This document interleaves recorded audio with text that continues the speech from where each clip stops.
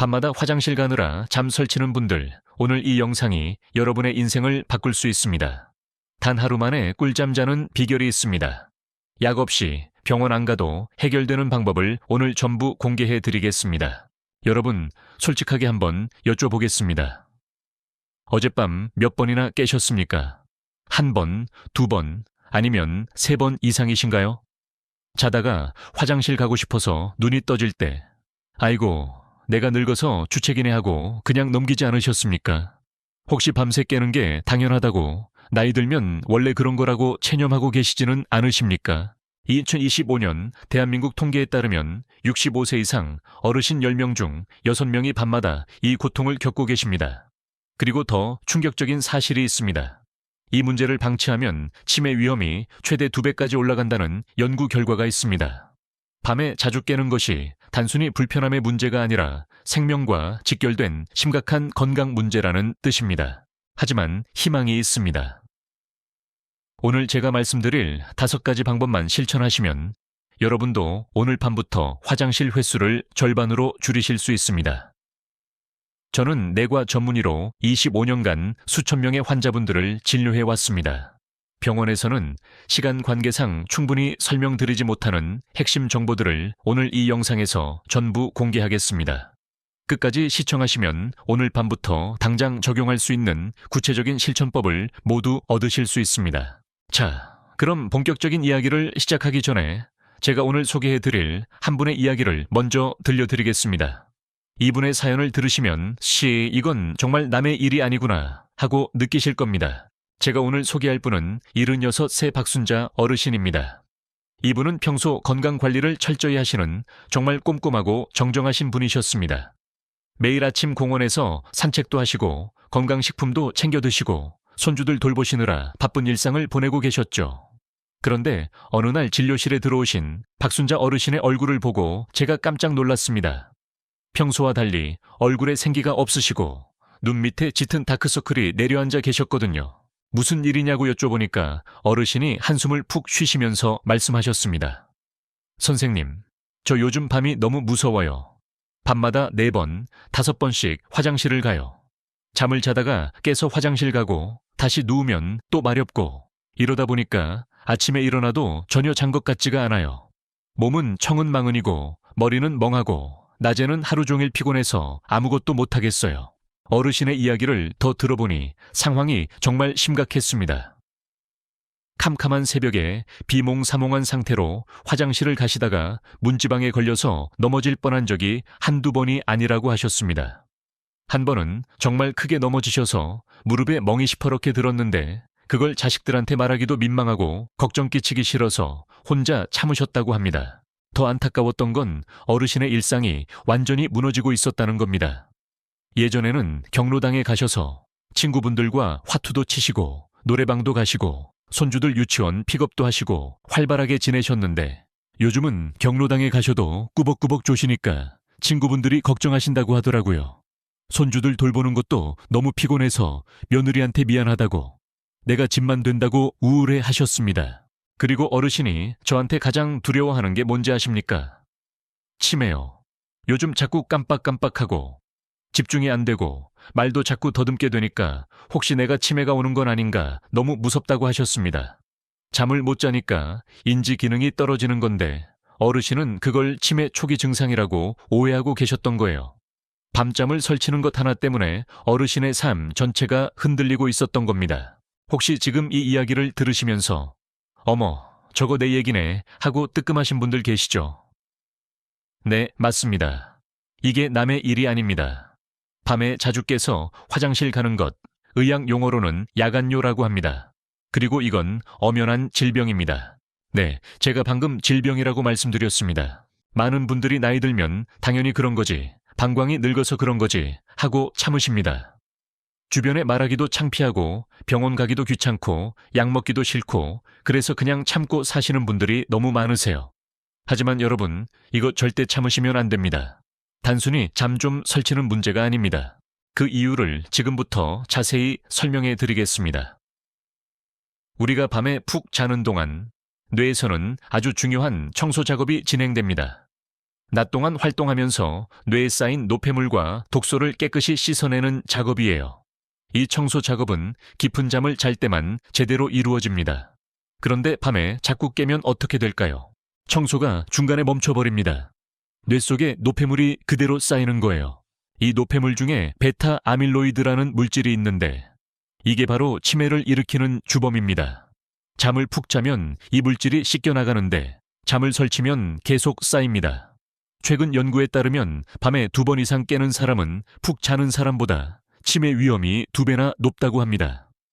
밤에 화장실 가는 게 귀찮은 정도의 문제가 아니라 여러분의 뇌 건강을 갉아먹고 있다는 뜻입니다. 그리고 또 하나, 낙상 사고입니다. 박순자 어르신처럼 어두운 밤에 비몽사몽한 상태로 화장실을 가시다가 넘어지시면 어떻게 됩니까? 젊은 사람이야 툭 털고 일어나지만 어르신들은 다릅니다. 고관절이 부러지면 수술해야 하고 수술 후 합병증으로 돌아가시는 경우도 많습니다. 통계를 보면 65세 이상 어르신이 고관절 골절 수술 후 1년 이내 사망률이 20%가 넘습니다. 5분 중 1분이 돌아가신다는 뜻이에요. 밤에 화장실 가다가 넘어지는 게 이렇게 무서운 겁니다. 또한 수면 부족은 심혈관 질환과도 밀접한 관련이 있습니다. 잠을 제대로 못 자면 혈압이 올라가고 혈당 조절이 안 되고 면역력이 떨어집니다.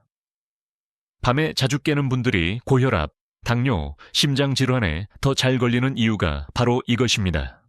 야간류는 내 몸이 보내는 아주 위급한 구조 신호입니다. 이 신호를 무시하고 방치하시면 안 됩니다. 그런데 정말 다행인 소식이 있습니다.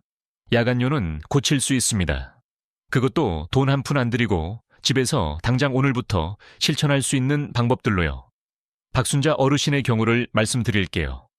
어르신은 제가 알려드린 방법을 딱 하루 실천하시고 나서 그날 밤 화장실 가는 횟수가 절반으로 줄었습니다. 5번 가시던 게 2-3번으로 줄어든 거예요. 일주일 뒤에는 밤새 한 번도 안 깨고 주무셨다고 저한테 감격해서 전화를 주셨습니다. 수술을 하셨냐고요? 아닙니다. 비싼 약을 드셨냐고요? 아닙니다. 특별한 건강보조식품을 사셨냐고요? 아닙니다. 돈 한 푼 안 들이고 집에서 당장 할 수 있는 방법들입니다. 몰라서 못했던 거지 알면 누구나 고칠 수 있습니다. 자, 그럼 지금부터 왜 나이가 들면 밤에 화장실을 자주 가게 되는지 그 원인부터 정확하게 알려드리겠습니다. 원인을 알아야 해결책도 제대로 적용하실 수 있거든요.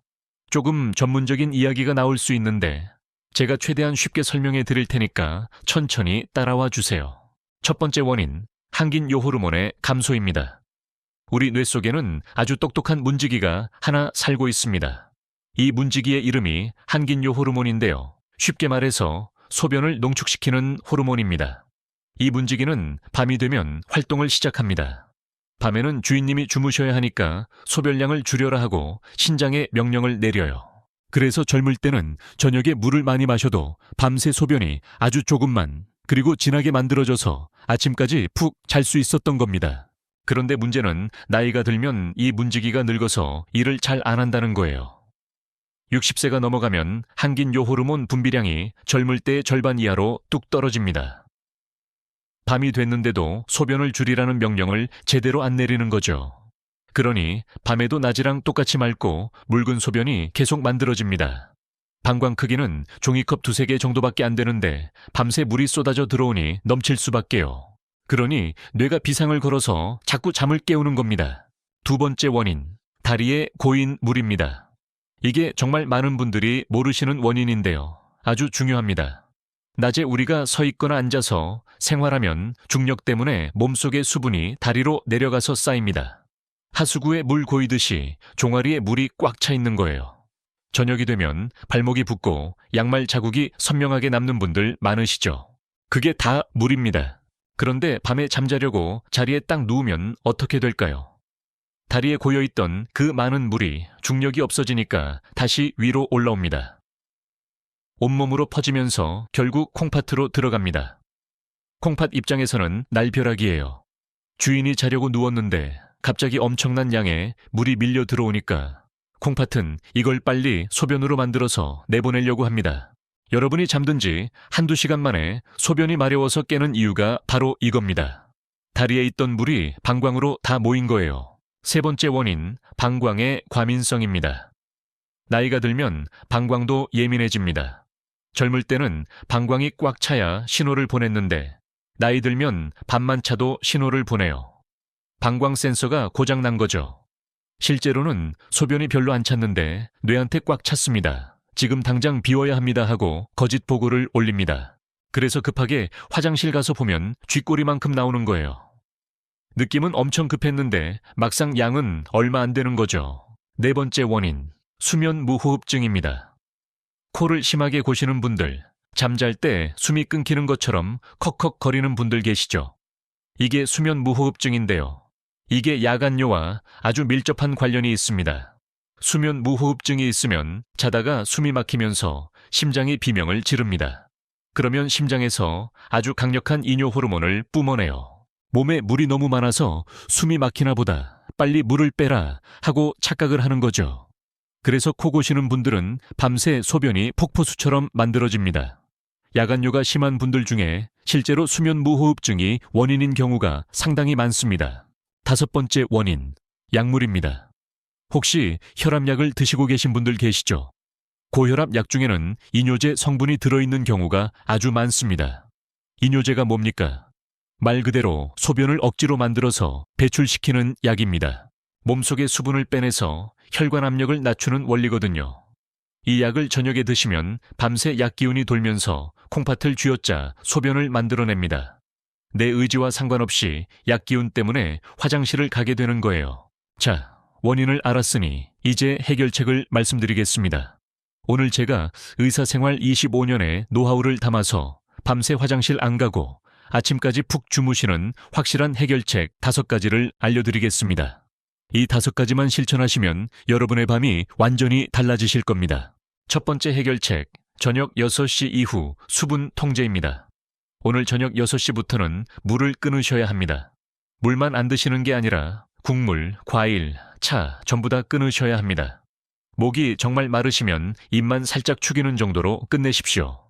얼음 조각 하나를 입에 넣고 사탕처럼 천천히 녹여 드시는 것도 좋은 방법입니다. 갈증은 해소되면서 실제 마시는 물의 양은 아주 적거든요. 박순자 어르신도 처음에 저한테 억울하다고 하셨어요. 선생님, 저는 건강 생각해서 저녁 먹고 나서 꼭 둥글레차 따뜻하게 한 잔 마십니다. 그리고 TV 보면서 비타민 먹는다고 사과나 배를 깎아 먹어요. 그게 제 유일한 낙인데 그걸 하지 말라고요? 네, 하지 마셔야 합니다. 그게 바로 밤에 화장실 가시게 만드는 주범이거든요. 건강 챙기겠다고 드시는 그 수분이 여러분의 잠을 망치고 있습니다. 아까 말씀드렸죠. 나이 들면 한긴요 호르몬이 제 역할을 못합니다. 호르몬이 일을 안 하면 우리가 직접 조절해야 합니다. 저녁 6시 이후로는 수도꼭지를 잠그십시오. 이것만 지키셔도 밤에 화장실 가는 횟수가 절반은 줄어듭니다. 혹시 선생님, 밤에 물 안 마시면 피가 끈적해져서 뇌졸중 온다던데요 하고 걱정하시는 분들 계시죠? 정말 많이들 물어보시는 질문입니다. 결론부터 말씀드리면 낮에 충분히 드셨다면 절대 걱정하실 필요 없습니다. 우리 몸은 그렇게 허술하지 않아요. 낮에 섭취한 수분으로 밤사이 혈액순환 돌리는데 아무 문제 없습니다. 오히려 밤에 물 많이 드셔서 잠 설치는 게 혈압 올리고 뇌 건강에 더 안 좋습니다. 안심하고 끊으십시오. 두 번째 해결책, 자기 전 다리 올리기입니다. 주무시기 2시간 전에 소파에 누워서 다리를 심장보다 높게 올리고 20분만 계십시오.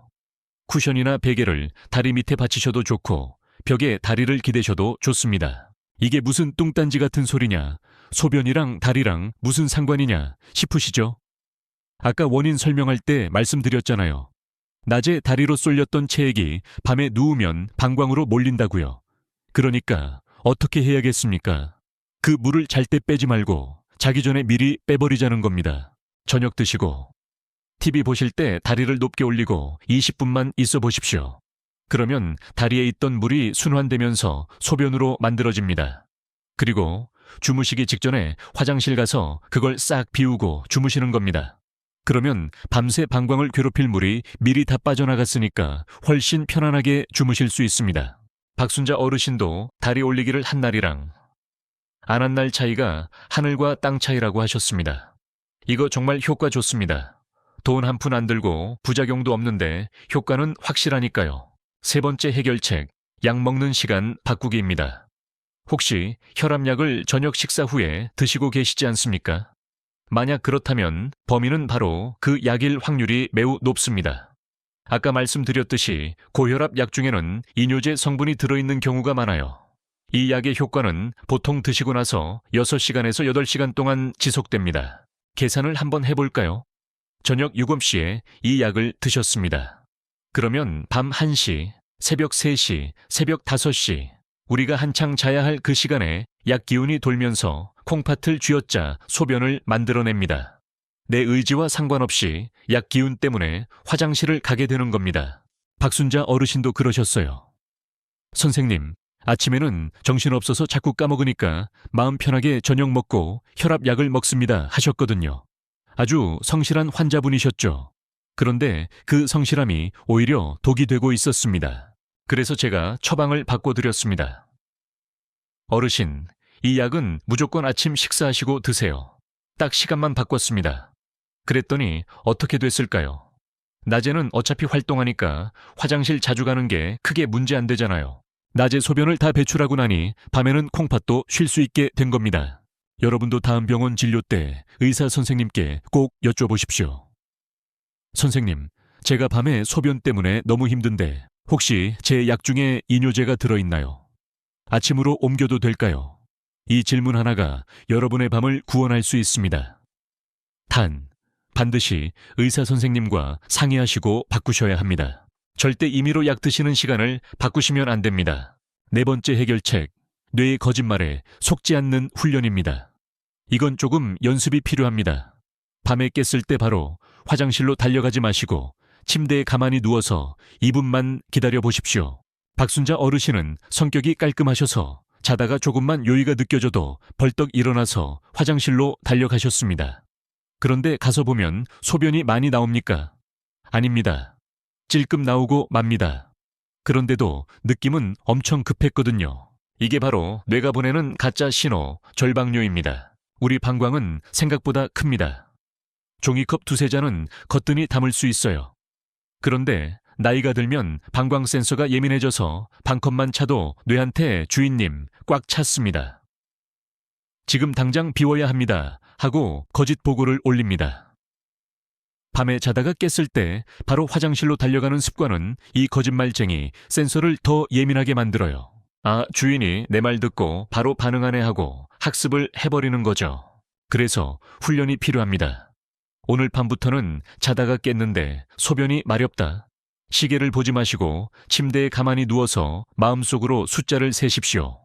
딱 2분. 숫자로는 120까지만 천천히 세보십시오. 심호흡을 크게 하면서 이건 가짜다. 내 방광은 아직 튼튼하다 하고 생각하십시오. 신기하게도 2분을 참으면 그 급하던 느낌이 거짓말처럼 사라지는 경우가 많습니다.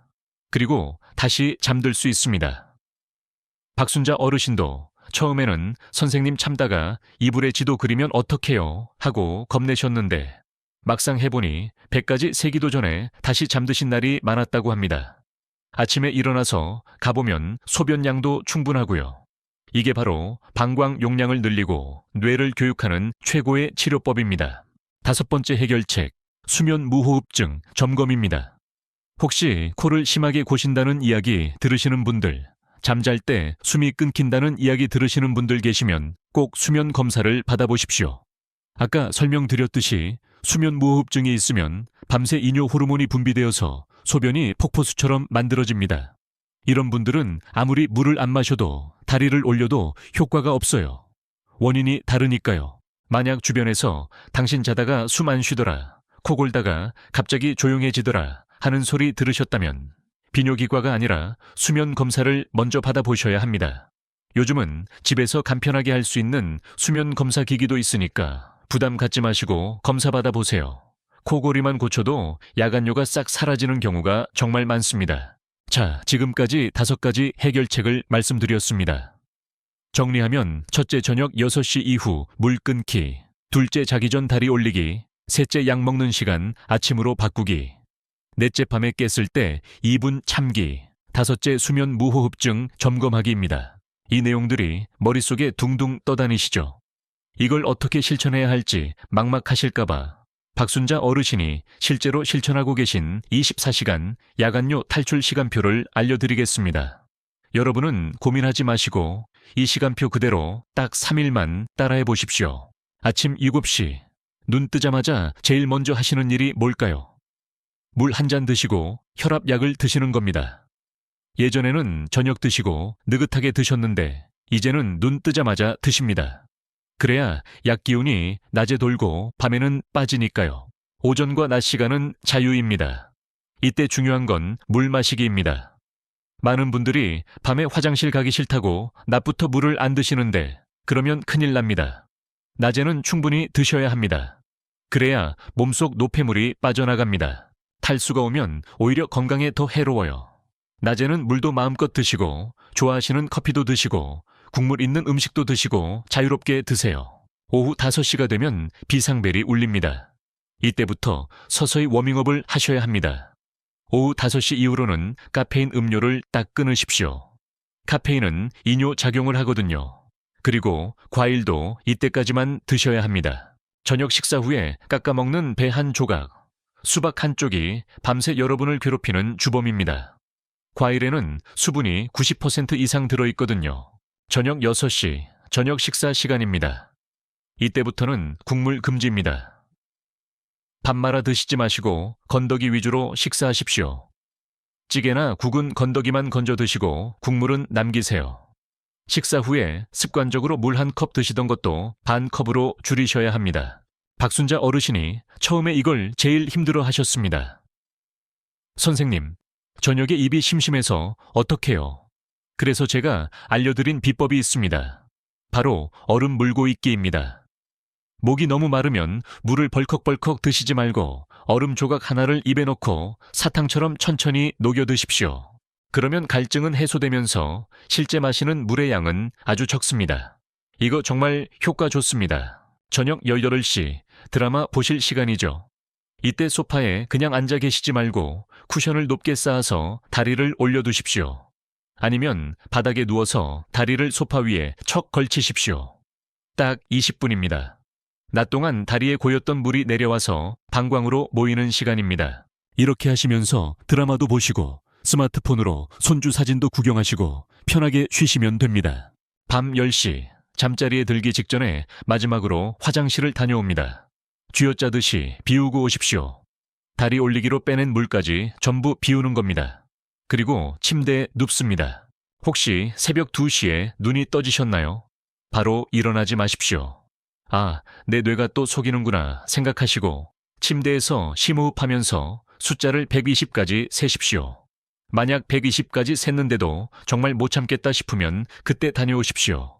하지만 대부분은 그 전에 다시 잠드실 겁니다. 이게 박순자 어르신의 하루 루틴입니다.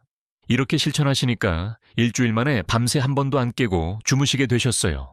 자, 이제 실제로 이 방법들을 실천하고 좋아지신 분들의 이야기를 더 들려드리겠습니다.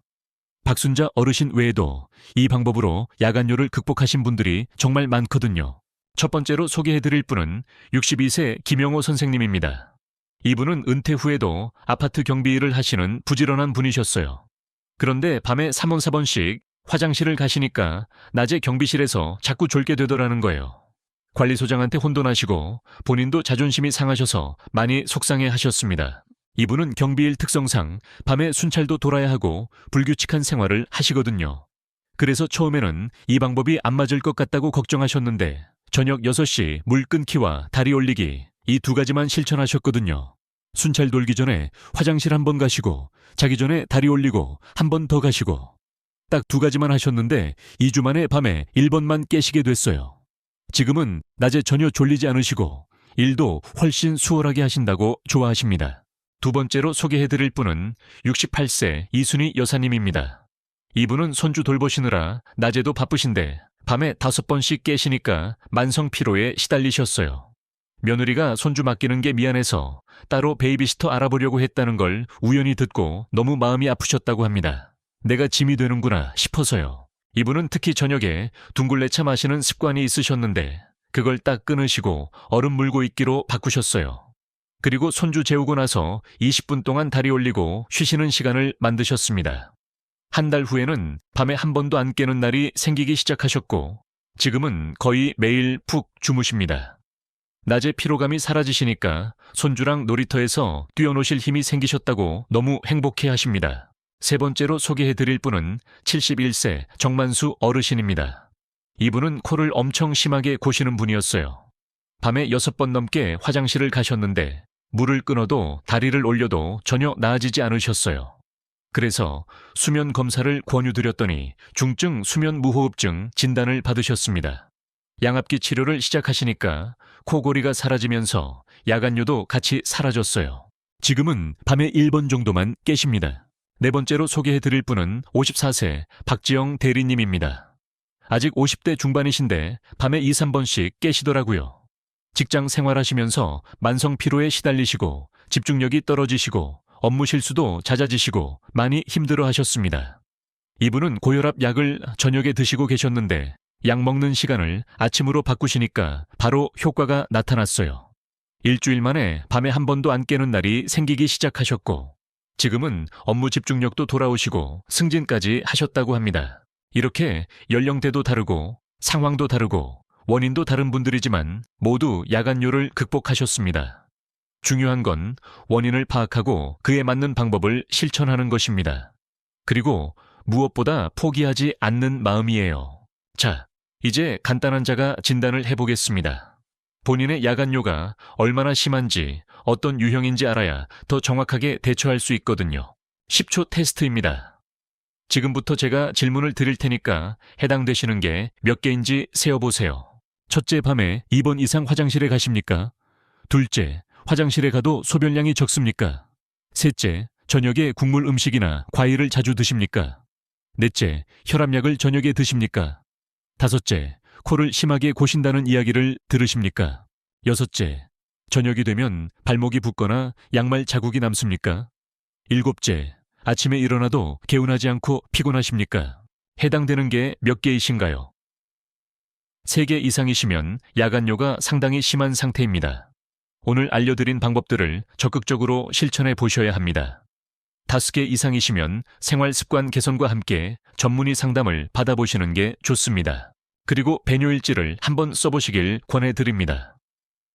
매일 쓰실 필요 없고 딱 3일만 써보세요. 정확하게 몇 밀리리터인지 잴 필요도 없습니다. 종이컵으로 대충 반컵이다, 한 컵 가득이다 이 정도만 표시하면 됩니다. 이게 왜 중요하냐면 밤에 깼을 때 소변량이 많으면 물 조절을 더 해야 하는 거고 양이 쥐꼬리만큼 적은데 자꾸 깨면 방광과민증이라 약을 드셔야 할 수도 있거든요. 이걸 구별하는 가장 정확한 방법이 바로 여러분의 기록입니다. 병원 가실 때 이 3일치 기록만 들고 가셔도 의사 선생님이 정확한 진단을 내리시는데 큰 도움이 됩니다. 어떻습니까? 생각보다 어렵지 않죠? 박순자 어르신도 처음엔 내가 이걸 어떻게 해 하셨지만 딱 하루 해보시고는 몸이 가벼워서 살 것 같다고 하셨습니다. 여러분도 오늘 밤 딱 하루만 저를 믿고 따라해 보십시오. 믿져야 본전 아닙니까? 그런데 그 본전이 여러분의 인생을 바꿀 수도 있습니다. 여러분, 긴 시간 동안 제 이야기 들어주셔서 정말 감사합니다. 오늘 들으신 내용이 꽤 많아서 내가 이걸 다 기억할 수 있을까 걱정되시죠? 복잡한 이야기는 다 잊으셔도 좋습니다. 하지만 여러분의 꿀잠을 위해 이 3가지 핵심 수칙만큼은 꼭 기억하셔야 합니다. 냉장고 문에 적어두셔도 좋고 스마트폰 메모장에 저장해 두셔도 좋습니다. 첫째, 저녁 6시 이후로는 내 입에 들어가는 물, 과일, 국물의 통행금지를 내리십시오. 내 몸속 콩팥도 밤에는 쉬어야 합니다. 야속하게도 나이 들면 저절로 잠기는 수도꼭지가 고장난다고 말씀드렸죠. 그러니 여러분이 직접 손으로 잠그셔야 합니다. 저녁 식사 후 입가심, 과일 한 조각의 유혹을 뿌리치십시오. 그 작은 참음이 밤새 여러분의 단잠을 지켜주는 가장 강력한 방패가 됩니다. 둘째, 잠들기 전 20분 다리를 심장보다 높게 올리십시오. 중력 때문에 하루 종일 다리로 쏠렸던 체액을 제자리로 돌려놓는 시간입니다. 이걸 안 하고 주무시면 그 물이 밤새 방광을 공격합니다. TV 보실 때 멍하니 계시지 말고 베개를 쌓아놓고 다리를 올려두세요. 오늘 밤 화장실 갈 횟수를 미리 한번 줄여놓고 시작하는 겁니다. 셋째, 약은 아침에, 밤에 깨면 2분만 버티십시오. 혈압약은 의사 선생님과 상의해서 아침으로 옮기시고 밤에 자다가 깼을 때는 내 뇌가 보내는 거짓 신호에 속지 마십시오. 바로 일어나지 말고 침대에서 120을 세는 여유를 가지십시오. 그 짧은 기다림이 예민해진 방광을 튼튼하게 만드는 최고의 훈련이 됩니다. 제가 처음에 말씀드렸던 박순자 어르신 기억나시죠? 불과 한 달 전만 해도 그분에게 밤은 공포의 시간이었습니다. 오늘 밤엔 또 몇 번이나 깰까, 자다가 넘어져서 다치지는 않을까, 내가 정말 치매가 오는 건 아닐까 하는 불안감 때문에 해가 지는 게 무섭다고 하셨습니다. 하지만 지금은 어떠신 줄 아십니까? 선생님, 이제는 아침에 눈 뜨는 게 너무 개운하고 행복합니다 라고 하십니다. 밤새 푹 주무시니까 피부 혈색이 달라지셨고 낮에 피곤해하지 않으시니 경로당에서도 기운 넘치게 활동하십니다. 손주들과 놀이터에서 뛰어놀 힘도 생기셨고 며느리한테 미안하다고 하시던 말씀도 이제 안 하세요. 야간요가 사라지니 잃어버렸던 삶의 활력과 자신감이 되돌아온 겁니다. 여러분, 야간요는 절대 나이 들매 당연한 결과가 아닙니다. 늙었으니까 참고 살아야 하는 불편함도 아닙니다. 내 몸의 원리를 알고 조금만 습관을 바꾸면 충분히 고칠 수 있는 질환입니다. 오늘 제가 알려드린 방법들을 오늘 밤부터 딱 3일만 독하게 마음먹고 실천해 보십시오. 저녁 6시 물 끊기, 다리 올리기, 약시간 바꾸기, 밤에 2분 참기. 이 4가지만 하셔도 놀라운 변화를 경험하실 겁니다. 만약 이렇게 했는데도 전혀 나아지지 않는다면 그때는 주저하지 말고 3일치 배뇨일지를 들고 병원을 찾아오십시오. 수면 무호흡증이 원인일 수도 있고 방광과민증일 수도 있고 다른 질환이 원인일 수도 있거든요. 그런 경우에는 의학의 도움을 받으시면 됩니다. 중요한 건 절대 포기하지 않고 내 몸을 돌보겠다는 여러분의 의지입니다. 여러분의 밤이 더 이상 화장실을 오가는 고통의 시간이 아니라 내일을 위한 달콤한 휴식의 시간이 되기를 진심으로 바랍니다. 푹 잔 아침의 상쾌함, 낮에 졸리지 않는 활력, 가족들과 함께하는 행복한 일상. 이 모든 것이 오늘 밤의 작은 실천에서 시작됩니다. 오늘 밤은 부디 한 번도 깨지 않고 편안한 꿈 꾸시길 제가 온 마음을 다해 응원하겠습니다.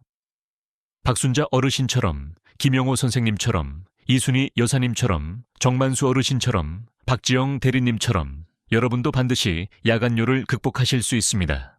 믿으시고 실천해 주십시오. 이 영상이 도움이 되셨다면 주변에 밤잠 설치는 분들에게 공유해 주세요.